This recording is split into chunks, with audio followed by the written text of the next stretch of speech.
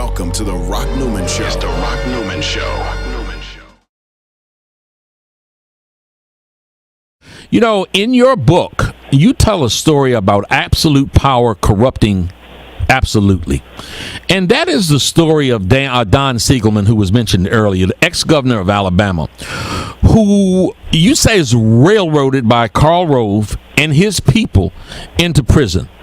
I want to ask you, how does this happen? You know, and how is justice so twisted that this man is in prison for what seems like a political payback? Well, I'm sorry, go ahead. No, go ahead. I was compelled to put that in there, you know, because Cliff, in his book, is completely correct, and I have the good Senator McCain, a whole chapter. And as far as Don Siegelman, I have that in there because Jack Abramoff was called by Karl Rove, went into that election and spent, millions and gazillions of dollars. Then it ended up Siegelman beats everything, and they go back right after him. He was roved, is what happened to him, and Jack Abramoff was involved in that money expenditure there that was trying to take him out. So hey, Bob, do me a favor. You're ex-congressman. You've got a lot of inside information. Share with me, if you would, in our listening audience, what the mechanics of that was. You say he was roved, meaning that Karl Rove took him out.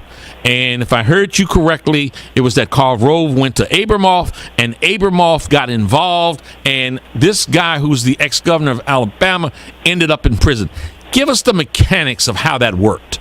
Yes, and he's a Democrat, but I put that in there because I just didn't pick that one out of the air. It ties in, and people, when they read the book, they'll realize that Don Siegelman, Karl Rove got a hold of Jack Abramoff, and there was a referendum, and this was about Indian casinos. Jack Abramoff represented the Mississippi tribe, and he ended up utilizing the money.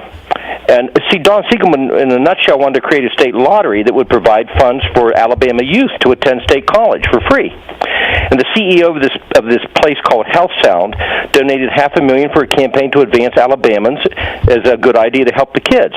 Well, that lottery went on the ballot. The $500,000 didn't benefit Siegelman's gubernatorial campaign or him personally at all. The referendum lost. Guess who opposed that referendum? Jack Abramoff. And guess the lobbyist who I got in trouble with, and guess who asked Jack to go in and spend a ton of money? Karl Rove.